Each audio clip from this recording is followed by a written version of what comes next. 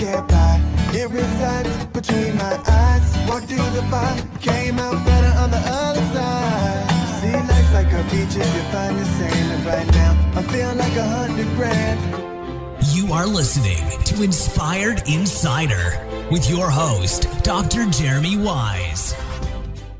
Dr. Jeremy Wise here, founder of InspiredInsider.com, where I talk with inspirational entrepreneurs and leaders. Today is no different.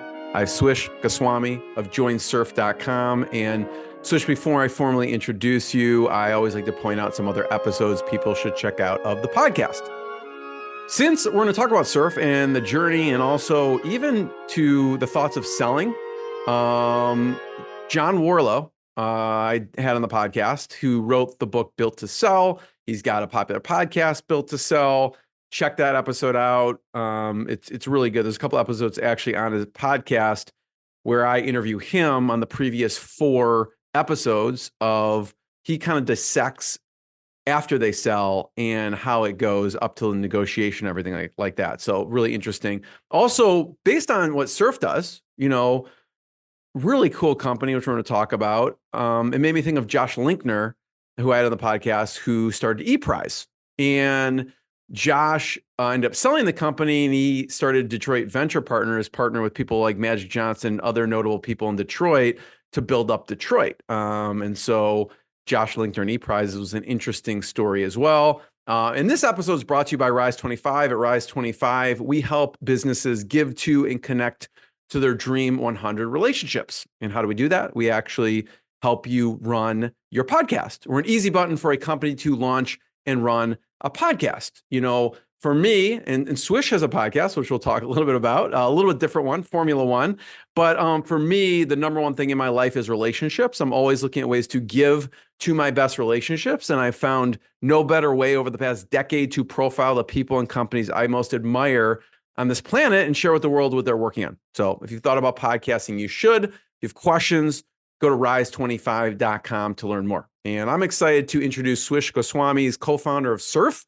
They raised over $9 million. They also acquired 2 companies along the way. Surf is a white label loyalty and rewards platform that helps enterprises capture consumer data ethically, reward consumers sustainably, and monetize their audience. And Surf has worked with brands like Amazon Prime Gaming, Hewlett Packard, Netflix, Sony Music, L'Oreal, Electronic Arts, SimilarWeb, and many, many more. And they basically help these companies understand their audience and, of course, Swish, boost revenue, right? Which people want. He's also, I mentioned, the co-host of Track Limits podcast, which is one of the leading Formula One podcasts, and chairman of the League of Innovators, which is a charity dedicated to accelerating youth entrepreneurship in Canada. Swish, thanks for joining me. Thank you so much. Appreciate it, Jeremy. Thanks again for that incredible bio as well. And definitely going to check out some of the other entrepreneurs you mentioned. They feel like there might be some cool synergy there. Talk about Surf first, and what you do there. Yeah, I'm CEO here at Surf. I've started the company with my co-founder Onik about 5 years ago now. So I was 21 when I started. I'm now 26. I feel like I've aged double as quickly in the last 5 years, just based on having to lead the company through the pandemic. And then obviously now this market downturn.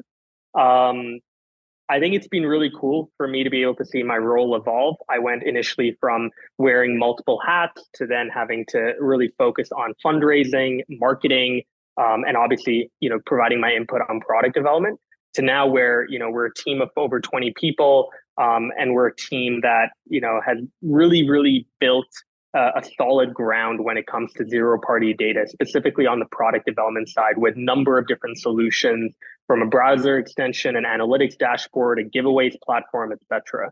My main job right now, though, is to help out the company on the fundraising and M&A side. I know we'll talk a little bit about M&A soon, as well as continuing to keep our investors happy, continuing to meet with our board frequently, and obviously align the executive team towards the main goals that we have each year. I want to talk for a second, Swish, and then if people are listening to the audio, there's a video component. You can see we're on joinsurf.com, and you can see your all-in-one data and rewards platform.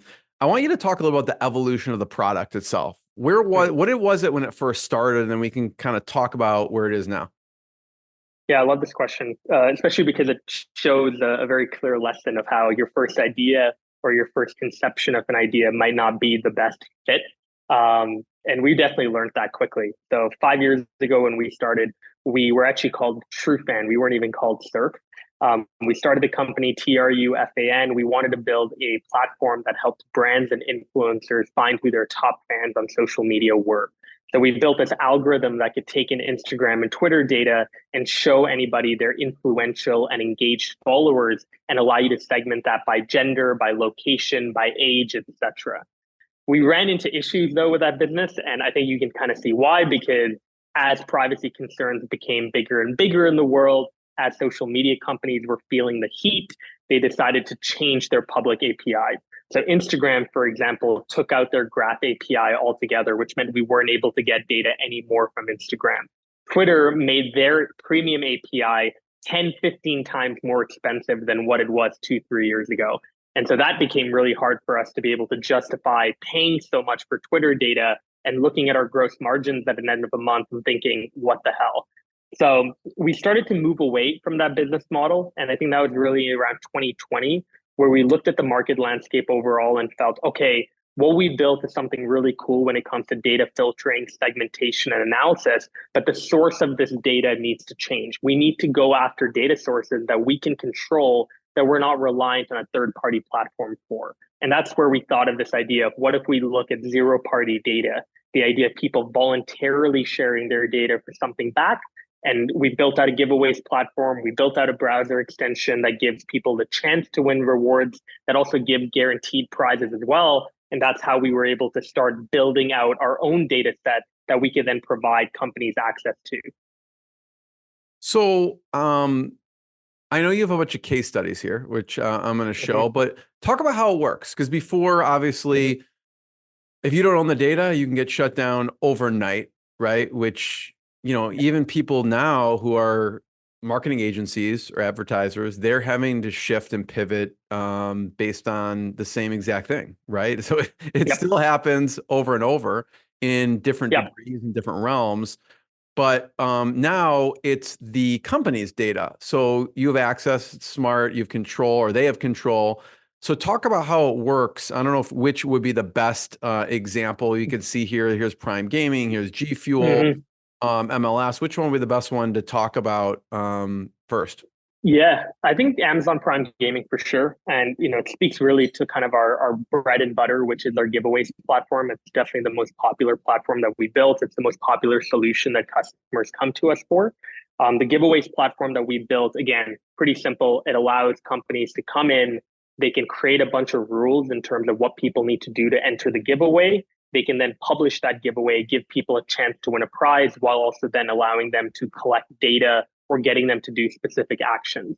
There's a few nuances, though, about our platform that is important to note. Number one, the giveaways platform we built can auto-generate sweepstakes rules in over 85 regions around the world.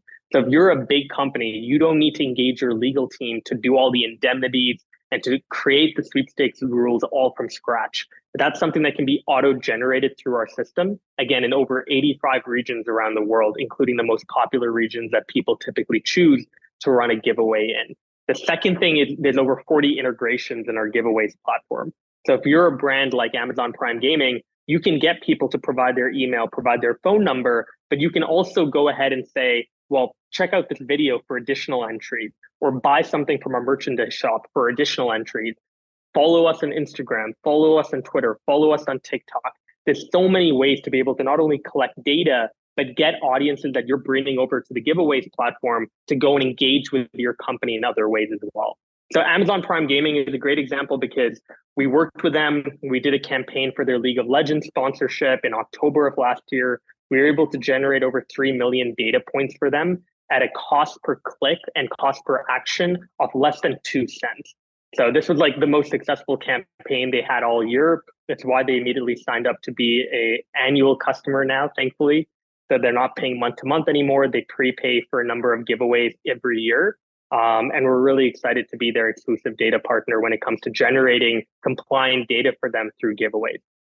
So a lot of times, Swish, for like this, for instance, they promote it to their current user base, but there's do they also promote it and advertise it on external sources too? Or is it mostly they're just using this for their current user base?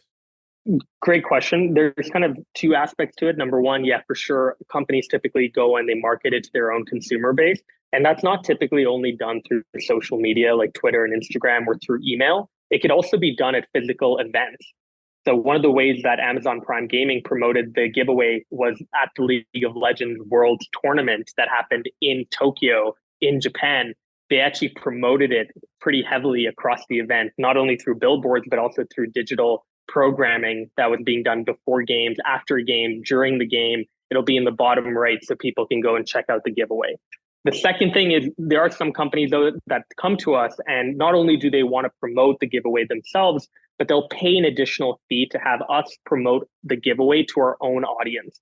Because when people come and they sign up for the giveaway, they actually have an option that allows them to create a Surf account in case they want to be notified of future giveaways that we're doing. And a ton of people now, over 250,000 people, have signed up and wanted to, be notified about future giveaways that we're running. So this is an audience that's very engaged, and we can let them know every month through a newsletter that we have about giveaways that are really hot and popular that they should check out. So where can people find that? Because I'm looking on, I don't know if they go to Join Surf or is it a separate website? Yeah, if you go to joinsurf.com now, you should be able to go through our entire enterprise platform. If you click giveaways in the nav bar, you'll be directed to our giveaways platform, or you Right can go here? to giveaway.joinsurf.com.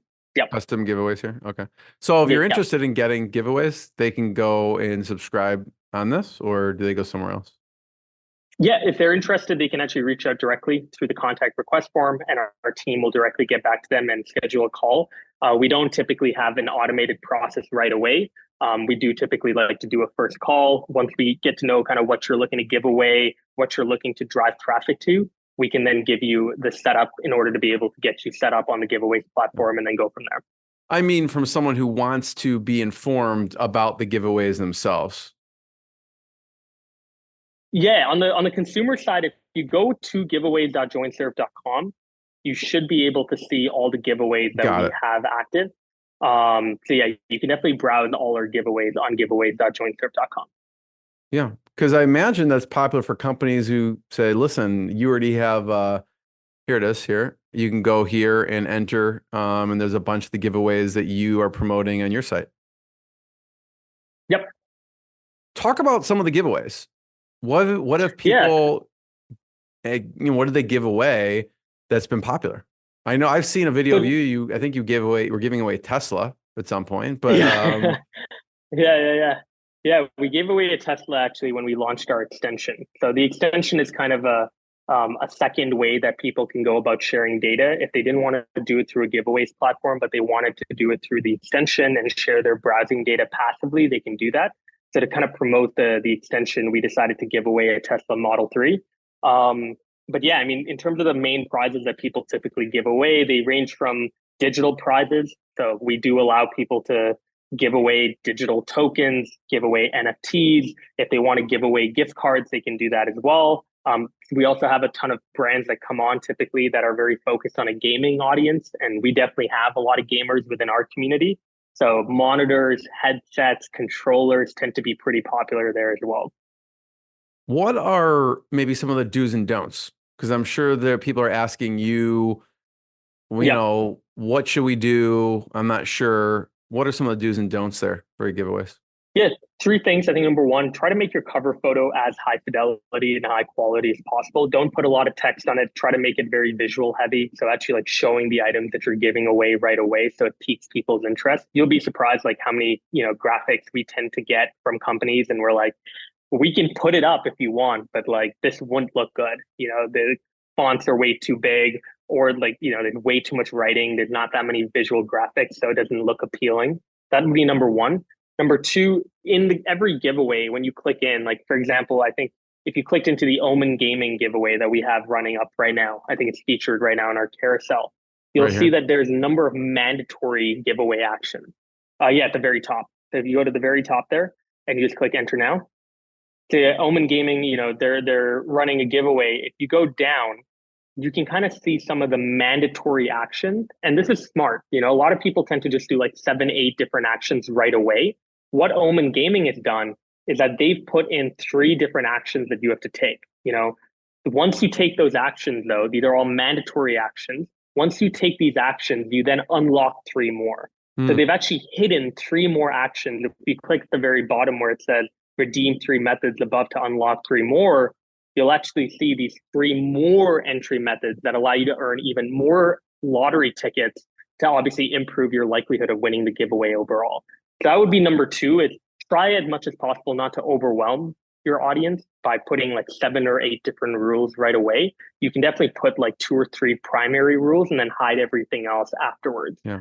And the final thing, and those things real quick, Swish. Yep. I mean, those things are Yep. pretty easy to do. I mean, you can follow this on X. You can follow on it. I mean, you could do all these at a click of a button. Yep. So it's not difficult.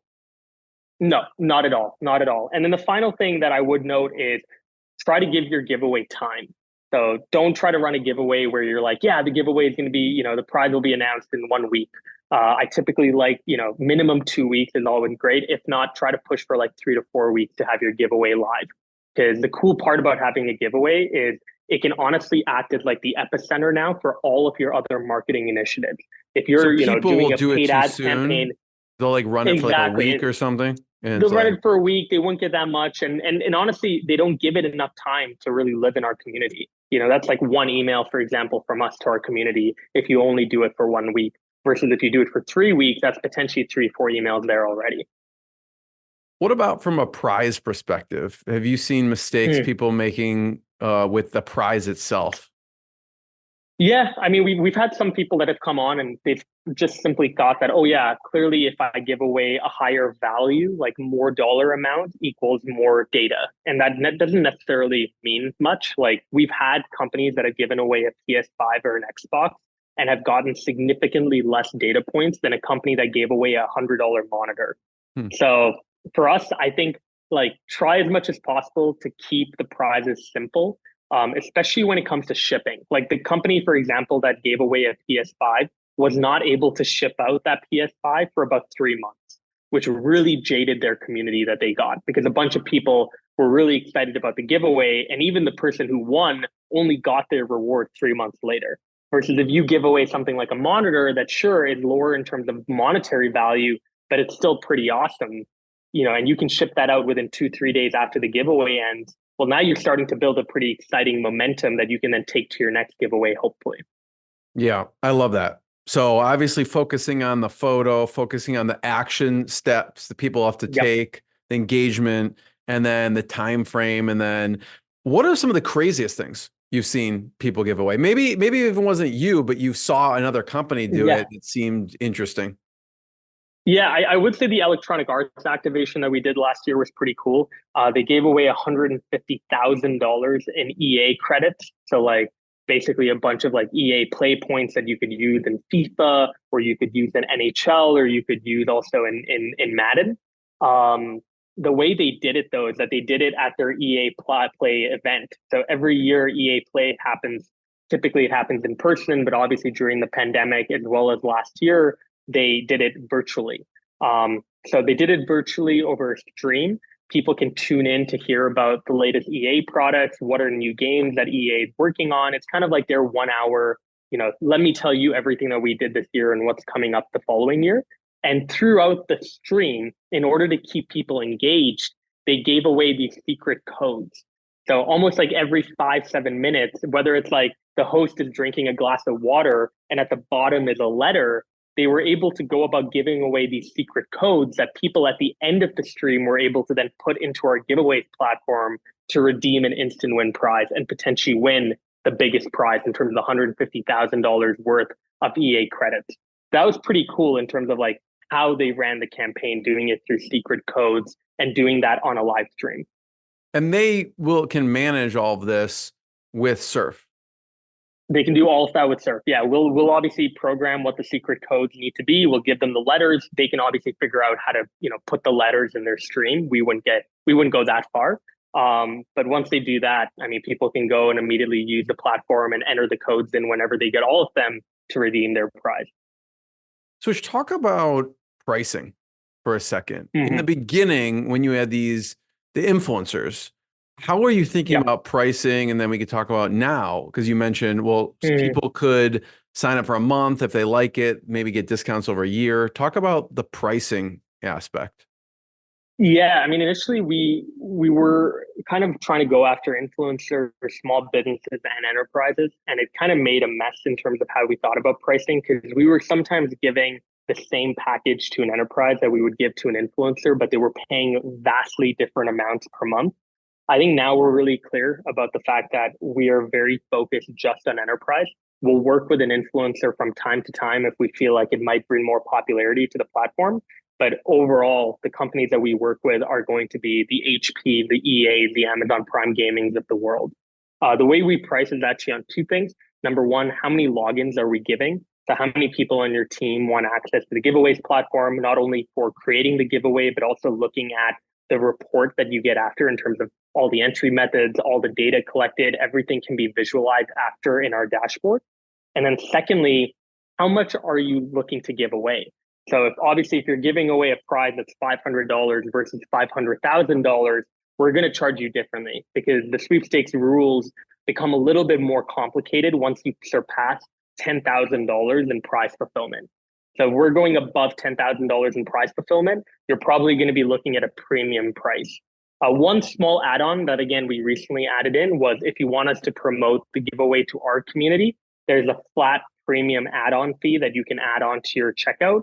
And that's something we'll obviously know about and actively look to work with your team to promote your giveaway to our community as well. What you mentioned a couple things, I imagine they're usually because there are challenges. And what are Mhm. the companies that are coming to you? What are the challenges? You mentioned obviously auto-generating sweepstakes. There's a challenge with the legal aspect, and so your obviously platform solves for those challenges. What are some of the other Yep. challenges that the companies brought up that you then addressed and added into the platform?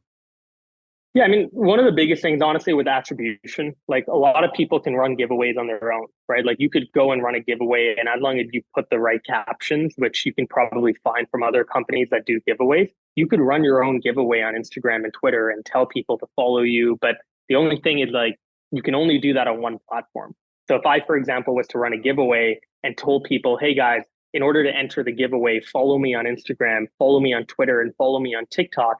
If I posted that on Instagram, I have no way of confirming whether or not a user on Instagram that followed me recently also followed me on Twitter and TikTok. And it's not only because they might not have the same username, which is already an issue, but it's also a lot of time and work that you otherwise don't want to spend tracking people in terms of whether they actually did the rules or not. So the fact that you have a system like Surf, where not only, again, like you said, it auto generates sweepstakes rules, it has over 40 integrations, but it also verified that each action was being taken and each action can happen across different platforms at the same time. That's pretty cool. And I don't think you can typically do that on your own. Talk about building the team. From when you Yeah, first it's always. started until now, what did the growth of the team look like? I mean, we started as a pretty straightforward team when it comes to like the overall components. It was me, my co-founder. We were pretty heavy on the engineering side early on. We brought on a CFO though before we even raised any money, and that's because our CFO was an angel investor that believed a lot in the business, wanted to come on and have some more skin in the game. But yeah, typically you don't want to hire a CFO unless you're, close to raising your Series A or already done your Series A. But it actually helped, if anything. My co-founder and I didn't have to do taxes on our own, didn't have to do any sort of tax rebates like Shred. We didn't have to do any of the forecasting or modeling or budgeting on our own as well. We had someone that we could lean on for that. But we started to hire more recently on the marketing side and on the sales side as well. Because again, if you take a look at our overall team size, even now, about 70% of our team is in product development or engineering. So whether that's a product owner, a front-end engineer, a back-end engineer, a UX designer, that's where we're really strong. We typically never had a focus around hiring people on the sales side or on the marketing side. But now, we have two salespeople. We have a lead gen agency called Send to Win that we work with. We have three people on the marketing side, and those people on the marketing side are incredible at what they do. They work with a nimble budget, but they do a great job of working within the confines of a nimble budget to be able to generate leads for the sales team to tackle down. From early on, were you always going to raise money as opposed to bootstrap? Yeah. Yeah, I think we were. This might also just be like immaturity, in the sense of like I was 21, I didn't necessarily know how to build a business, so it seemed like the easy way out, to say like, give me a bit more time to be able to figure this out. I also keep in mind dropped out of school, obviously wanted to earn a full-time salary, so I wasn't dependent on my parents who definitely wanted me to go back to school. So for me, I think going down the path of raising money was natural versus obviously, if I had to go back now and do it all over again with what I know now, I definitely would have delayed that process of raising money or potentially not even done it.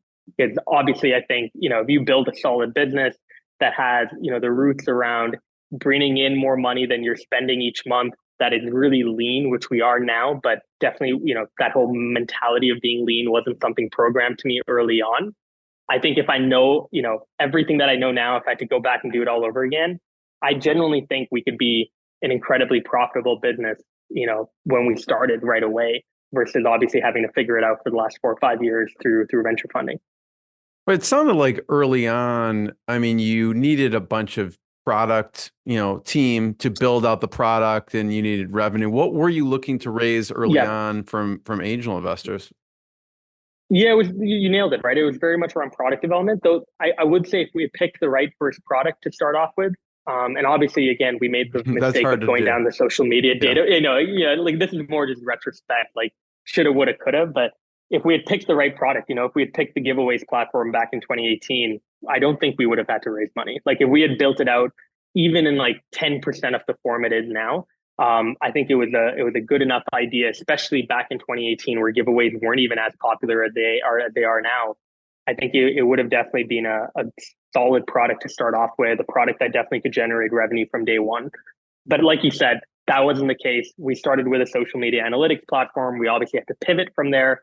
And I think that pivot also costed a lot of money, right? Because you went from spending a lot of money building this product to then looking at the overall landscape and feeling, okay, well, actually the opportunity is here, and now having to go back to investors and pitch them on, well, these are the products that we can now build within the space. We need the money to do so and do it very fast. So what worked and didn't work with raising money? I mean, at the time, you're 21, right? Mm-hmm. When I was 21, I couldn't imagine actually going to someone and say, hey, I want $500,000 from you. Mm-hmm. What worked and didn't work at that time? And was age a factor? Were people looking at you and was it hard to raise money because of how old you were? No, age definitely wasn't a factor for me. I would also preface this by saying, like, when we raised money, we actually felt like it was relatively easy to do early on. In Hmm. 2018, when I raised my pre-seed round, it was because I went to a bunch of people that I already had a relationship with. And the way that I built this relationship with them is by interviewing a bunch of successful high net worth people in my first and second year of university.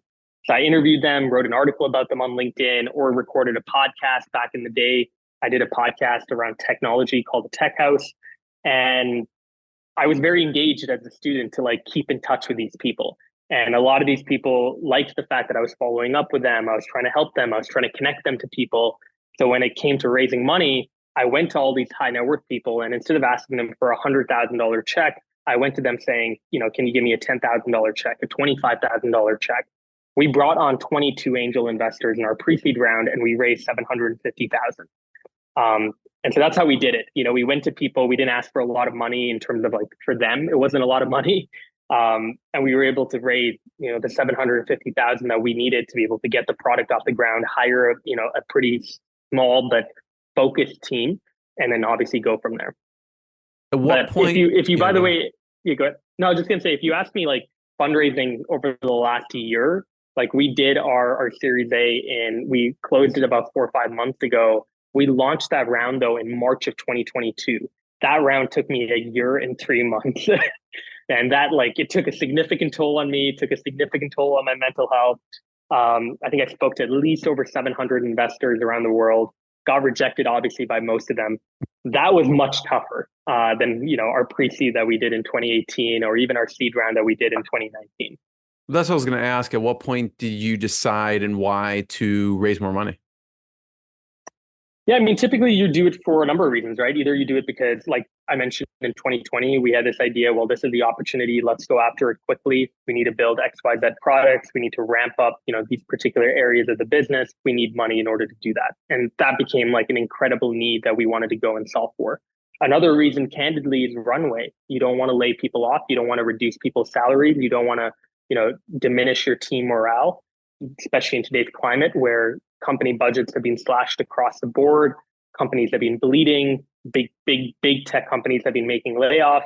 It's a tough market out there. So you do have a lot of companies now that go and raise money either because they are in need of raising money or else they're going to go out of business, or they're raising money in order to be able to have a war chest where they can then deploy even more money in a climate where most of their competitors are either falling through or are really, really, really lean.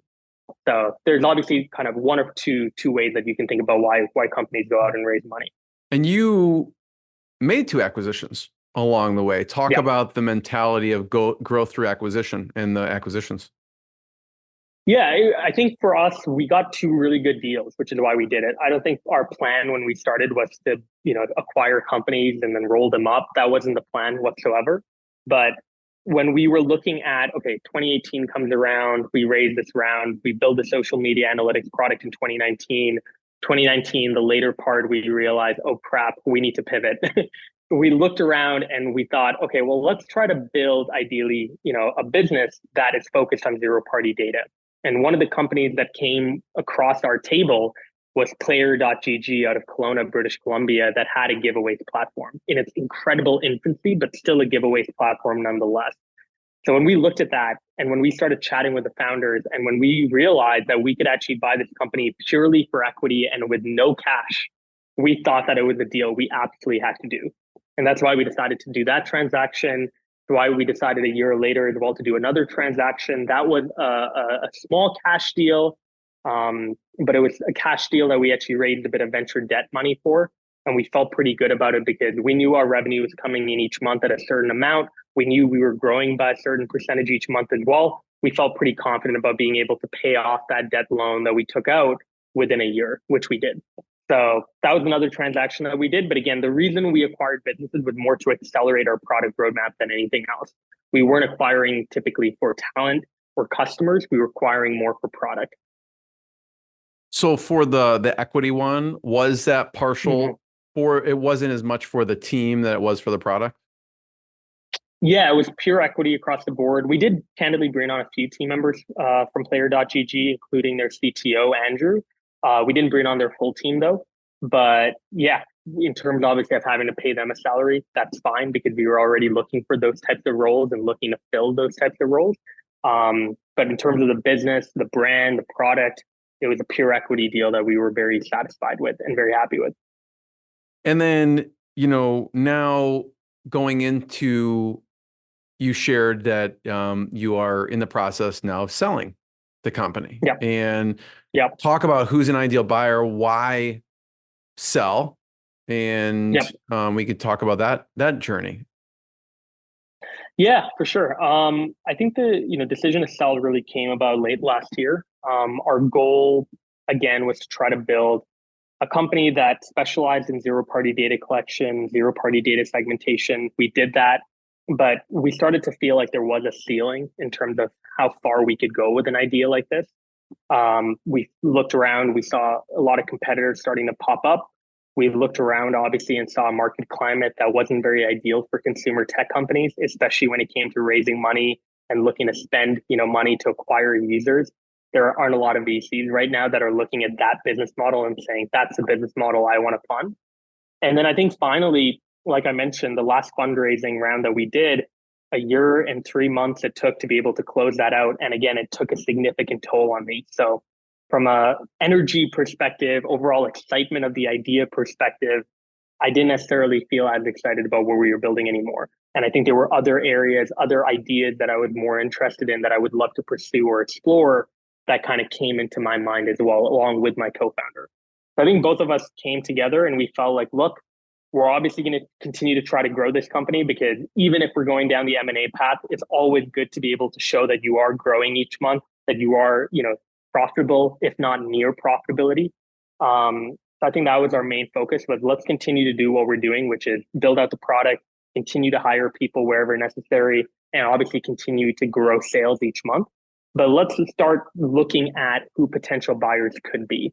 And we did a lot of reach out late last year, reached out to companies in the first party data space, in the loyalty space. We reached out to a lot of companies that collected data through surveys because we felt like they didn't have a passive way of generating data or an interactive way beyond surveys to generate data like we have with giveaways. And then we also reached out to a lot of buy now, pay later companies like, the Klarnas and the Affirms of the world that obviously are very interested in uniquely positioning themselves in a customer's shopping journey. And we felt like with our extension technology, we had a very cool way of integrating their product with some of the stuff we had built around gauging people's consumer purchasing intent. When were they going to buy? What were they going to buy? How do we track that data? How do we optimize for that data? That's the type of stuff that we can definitely do for a buy now, pay later company as well.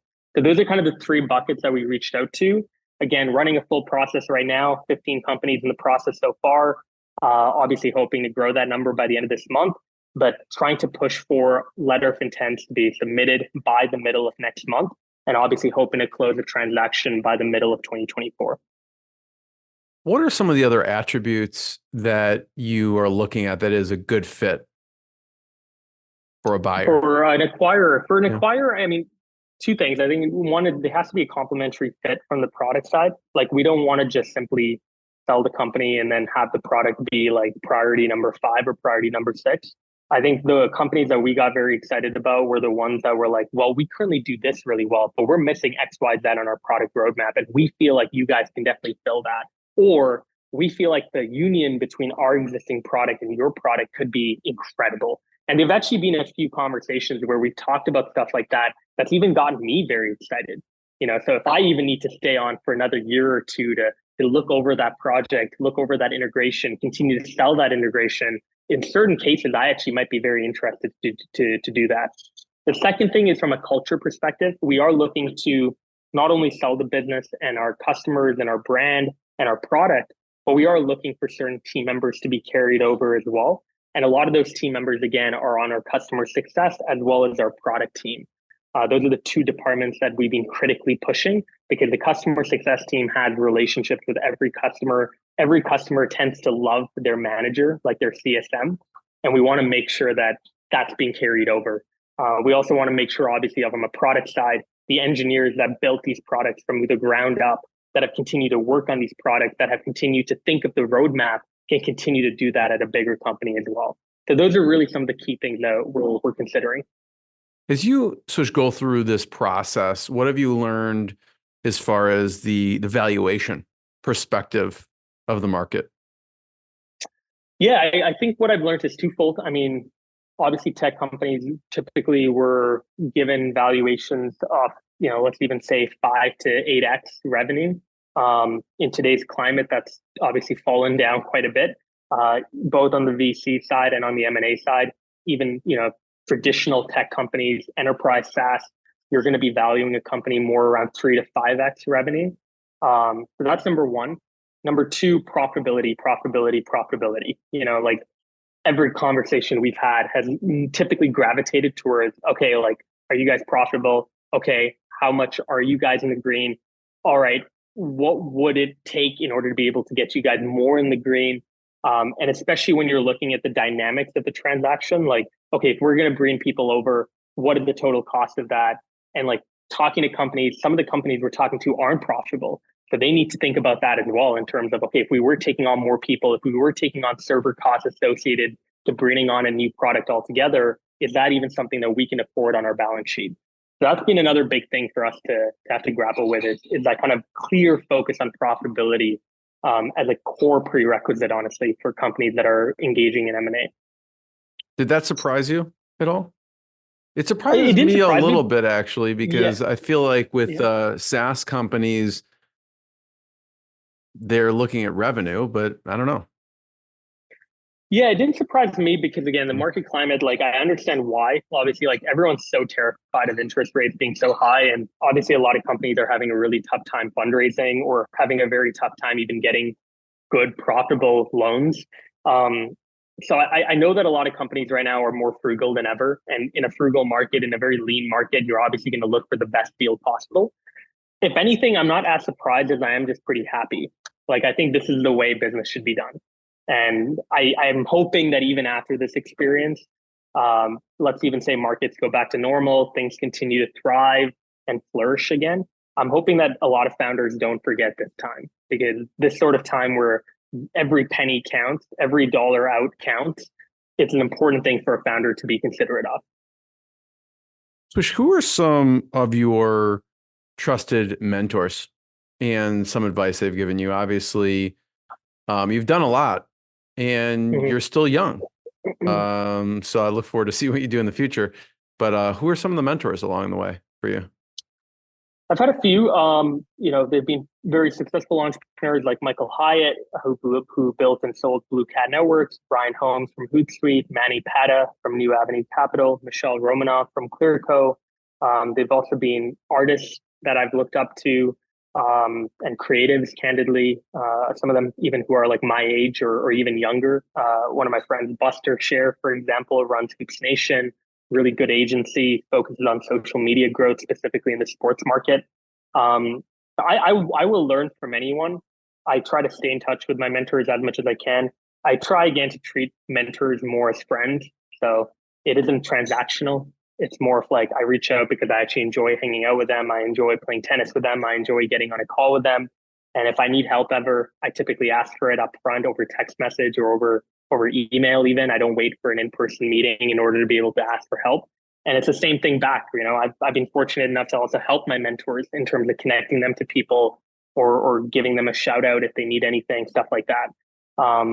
So that's the way I treat it. But again, I'm very excited that as I'm starting to get more and more into new things as well, like even podcasting, like obviously I did one back in the day, but it was very raw, very scrappy. With track limits, the production quality has been the highest that I've seen a podcast in our space be. And we've been doing it at a very high level in terms of like flying to where our guests are located. We've stayed away from even doing any virtual episodes.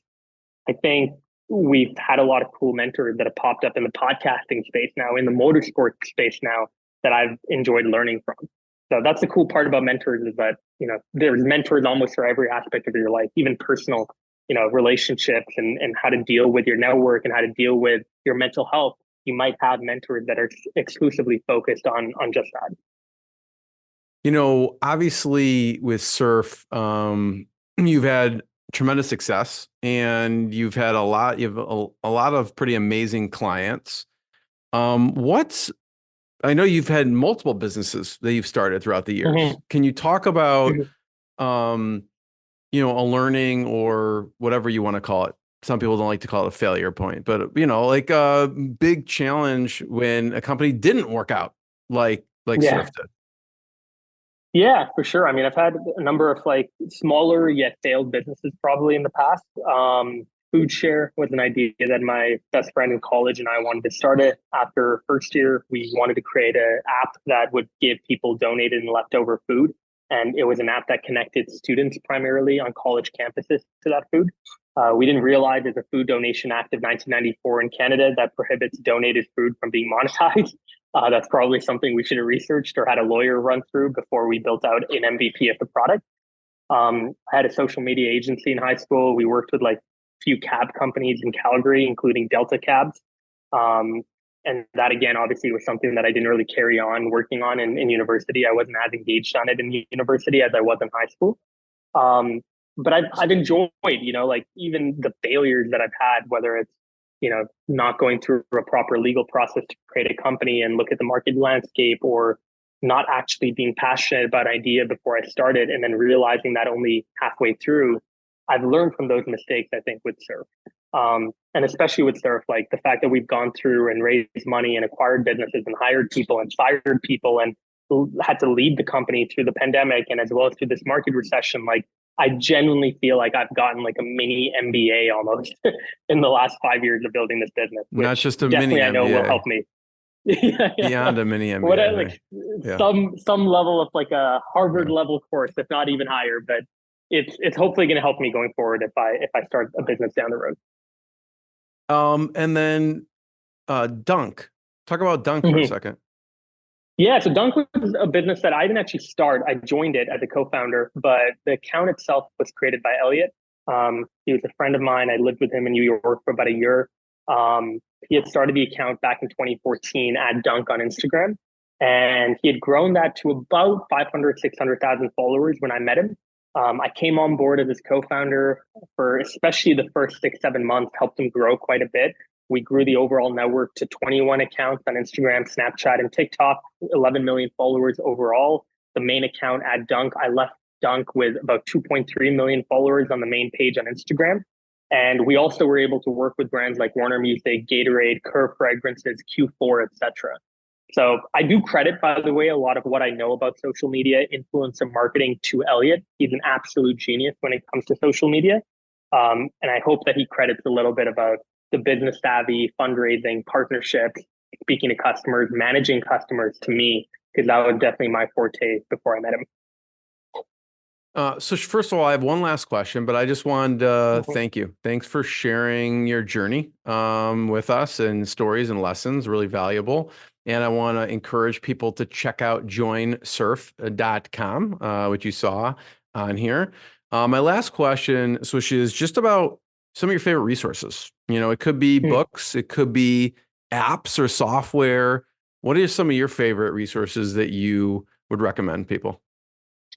Yeah. I'm not a huge reader, honestly. I think the last book that I actually read cover to cover was 0 to 1 by Peter Thiel, which I definitely encourage people to read if you're looking to especially start a venture-backed business. It's a great book. It looks essentially at like a bunch of general advice that entrepreneurs typically get, and it debunks most of them in terms of like talking about them and saying, yeah, probably don't do this or don't think about it this way.